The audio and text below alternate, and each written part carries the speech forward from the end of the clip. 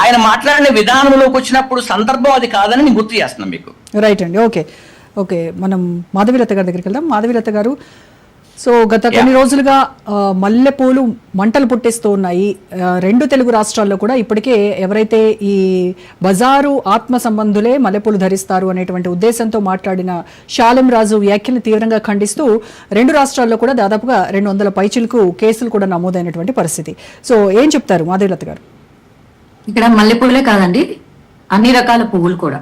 Yeah, so ఇప్పటి వరకు ఆయన ఒక పర్సన్ మాట్లాడారు, ఒక కథగా చెబుతూ చెప్పారు అని చెప్పారు. దానికి నేను చిన్న రిప్లై ఇచ్చేసి నేను చెప్పాలనుకుని చెప్తాను. కథగా చెప్పినా వ్యధగా చెప్పినా చెప్పాలనుకున్న సబ్జెక్ట్ లో మ్యాటర్ మాత్రం పూలు పెట్టుకున్న వాళ్ళ గురించే చెప్పారు. ఏరా అయితే ఇవ్వండి, వాళ్ళు అయితే రాలుతాయి కదా కొడితే. ఇప్పుడు చిన్నరాయి పెట్టుకుంటే ఒక పని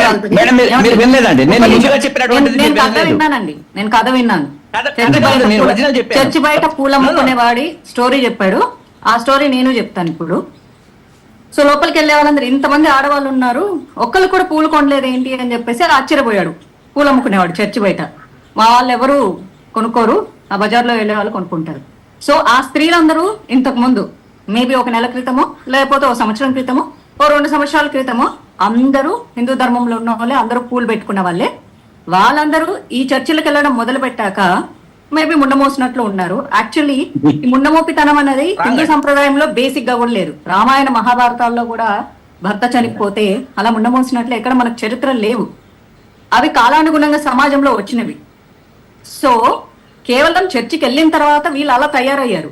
అంటే మామూలుగా ఏంటి, ఓ మగవాడిలో ఫీలింగ్స్ చచ్చిపోతే పువ్వుల్ని అమ్మాయిల్ని చూపించండి అంటారు. దీని మీద డైలాగ్ కూడా ఉంది. అంటే కాస్త సున్నితత్వాన్ని తెచ్చుకుంటారని చెప్పేసి ఈ చర్చికి వెళ్ళిన ఆడవాళ్ళు సున్నితత్వాన్ని మర్చిపోయారు. సహజంగా ప్రకృతిలో ఉన్నటువంటి పూలని స్త్రీలతో పోలుస్తారు.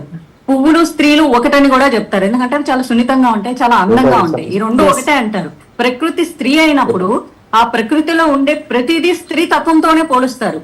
అది క్రిస్టియన్ మహిళ, ముస్లిం మహిళ, ఇంకో మహిళ కాదు, మహిళే ఆమె సున్నితత్వాన్ని పొంది ఉంటది. ఋగ్వేదంలో కూడా చెప్పబడారు పూల యొక్క గొప్పతనాన్ని, రామాయణంలో చెప్పబడింది, మహాభారతంలో చెప్పబడింది. ఒక నాట్య శాస్త్రంలో మాత్రం పువ్వుల్ని శృంగారానికి ఉపయోగిస్తే అది మనిషి యొక్క ఆలోచనలని ప్రశాంతం చేసి వారిలో కోరికల్ని రగిలిస్తే ఒక నాట్య శాస్త్రంలో ఒక బిట్ మాత్రమే రాయగలిగారు. అది కూడా ప్రేరేపిస్తుంది. మరి అదే పువ్వుల నుంచి అగరబత్తులు చేస్తున్నారు, అదే పువ్వుల నుంచి వీళ్ళు చర్చిల్లో వెలిగించుకునేటటువంటి కొవ్వొత్తులు తయారు చేస్తున్నారు, అదే పువ్వుల నుంచి పర్ఫ్యూమ్లు కూడా చేస్తున్నారు. మరి ఇట్లా విచ్చుకున్న పువ్వు స్త్రీ తన తల్లో పెట్టుకుంటే ఆమె అదో రకం స్త్రీ అయినప్పుడు ఆ వాడిన పువ్వుల నుంచి పర్ఫ్యూమ్ తీసి కొట్టుకున్న మరి వీళ్ళేమవుతారు? క్రిస్టియన్లు ఎవరు పెట్టుకోవట్లేదా? క్రిస్టియన్ నా ఫ్రెండ్స్ చాలా మంది క్రిస్టియన్ అమ్మాయిలు ఉన్నారు, వాళ్ళు పూలు పెట్టుకుంటున్నారు. మళ్ళీ వాళ్ళు అదే టైపా? అయితే అదే టైప్ అని ఒప్పుకున్నట్లు. మేబీ ఆ పర్టికులర్ ఆయన ఎవరు, శాలెం రాజు. నాకు I'm least bothered about this Christian pastors అండి. I always believe in humanity, people వీళ్ళనే చూస్తా. కానీ ఇందాక ఈయన ఒక మాట అన్నారు, ఐఎమ్ సారీ అండి మీ పేరు నాకు తెలీదు, ఈ క్రిస్టియన్లను కూడా తప్పుపడుతున్నారు, మమ్మల్ని కూడా అంటున్నారు, మరియమ్మని తిడుతున్నారు అంటే హూ ప్రవోక్డ్ ఫస్ట్? మీరు రాముని తిట్టారు, మీరు సీతమ్మని తిట్టారు, మీరు కృష్ణుని తిట్టారు. తర్వాతే హిందువులు, నిజమైన ఏ హిందువు కూడా సర్వే జన సుఖినో భవంతు అని కోరుకుంటాడు తప్ప మీ దేవుడు ఇలాంటోడు అన్న చరిత్రలు అసలు మాకు పుస్తకాలే లేవు. మాకు చిన్నప్పటి నుంచి ఇళ్లలో నేర్పించలేదు. అలాంటప్పుడు మీ మతం మా మతం ఎక్కడి నుంచి వస్తుంది? హిందూ అనేది మతమే కాదు, ధర్మం. అసలు ఈ ధర్మంలో ఇంకొక మతమే లేనప్పుడు మేము ఎందుకు మీ మీద కామెంట్ చేస్తాం? మీరు మీ రాముడు పెళ్ళాన్ని వదిలేశాడు, మీ రాముడు పనిమాలోడు, మీ రాముడు అలాంటి వాడు, మీ కృష్ణుడు 8 మందిని పెళ్లి చేసుకున్నాడు, ఇంతమందితో తిరిగాడని మీరు కామెంట్స్ చేస్తే అప్పుడు హిందువులకు ఖాళీ తిట్టాల్సి వస్తుంది. ఫస్ట్ ఎవరు స్టాప్ చేయాలంటే మీరు స్టాప్ చేయాలి. మీ క్రిస్టియన్ సోదరులకు చెప్పండి, మీరు స్టాప్ చేయండి, ఆటోమేటిక్ యువతలు స్టాప్ అయిపోతుంది. మీరు రాయేస్తే ఇక్కడ 10 రాళ్ళు పడతాయి. మీరు అసలు రాయే వేయకపోతే ఇక్కడ ఎవరు రాళ్ళు పట్టుకొని రెడీగా ఉండరు, ఖచ్చితంగా పూలే పట్టుకొని ఉంటారు. మీరు తిట్టిన ఆ పువ్వుల్నే మీ మీద చల్లుతారు. It's nothing wrong. అండ్ మీరు పువ్వుల్ని వాడట్లేదా? ఏ క్రైస్తవులు పువ్వులు వాడట్లేదా? ప్రతి చోట పువ్వులు వాడతారు. పువ్వులు పెట్టుకునే స్త్రీలు తప్పుడు వాళ్ళు అయినప్పుడు ఆ పువ్వుల్ని కొనుక్కెళ్లే మొగుళ్ళు కూడా తప్పే కదా. ఎంతమంది కూతుర్లకు తండ్రులు పూలు కొనుక్కెళ్ళరా, భార్యలకు బట్టలు కొనుక్కెళ్ళరా, తల్లికి కొడుకు కొనుక్కెళ్ళరా, అమ్మవారికి భక్తులు కొనుక్కెళ్ళరా, అయ్యవారికి భక్తులు కొనుక్కెళ్ళరా?